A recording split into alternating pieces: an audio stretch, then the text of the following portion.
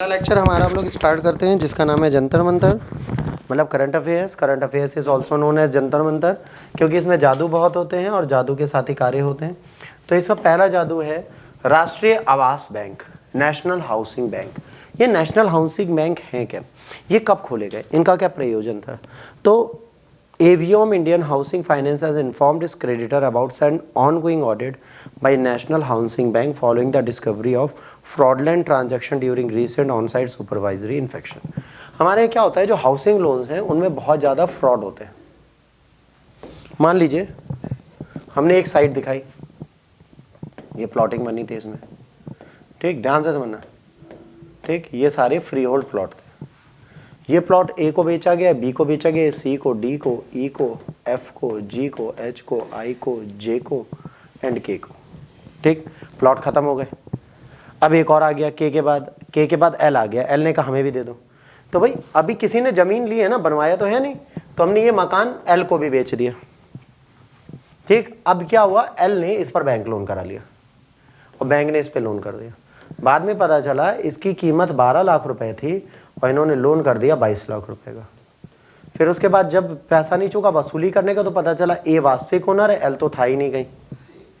तो ये जो फ्रॉड होते हैं ये बैंक मैनेजर मिलके करते हैं, मतलब ऐसे ही नहीं हो जाते। पेपर चेक कौन करता है? Local branch. वो तो हेड ऑफिस में पेपर रखे जाते हैं रजिस्ट्री के, तो रजिस्ट्री 2 भी होती हैं, 3 भी होती हैं। LDA में भी कई ऐसे फ्रॉड आते हैं। तो अब ये क्या है, ये जो हाउसिंग बैंक है ये क्या करता है, ये आवास वित्त कंपनियों को बढ़ावा देने के लिए एक शीर्ष एजेंसी है, भारत सरकार के स्वामित्व में है। जब हाउसिंग फाइनेंस जो कंपनियां हैं, भारतीय रिजर्व बैंक के पास इनका अधिकार है। 1988 में इन्हें गठित किया गया था, ठीक है।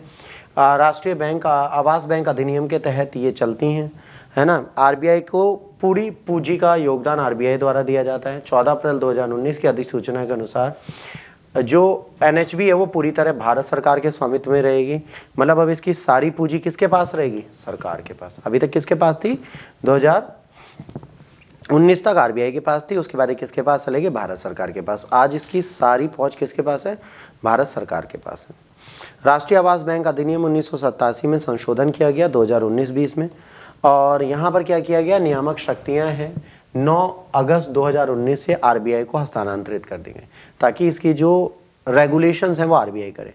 अब इससे क्या होगा, कंपनियां जो भी चीज़ें दे रही हैं, लोन दे रही हैं, उनको देखना, उनको चेक करना, फाइनेंसिंग सही रखना और संवर्धन और विकास करना।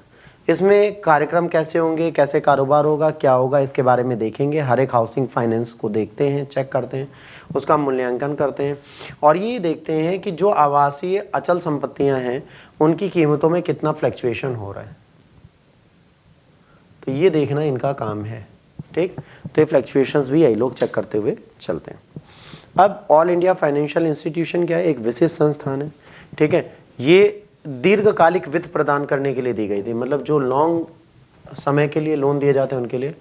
वाणिज्यिक बैंकों के विपरीत ये जो है ये जमा स्वीकार नहीं करते, वो कृषि, बुनियादी ढांचे, आवास जैसे क्षेत्रों पर केंद्रित हैं और ये इसी के आधार में बड़े लोन देते हैं।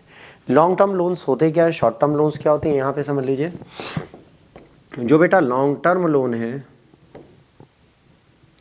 इसका मतलब है 10 साल, 15 साल, 20 साल के लिए लोन।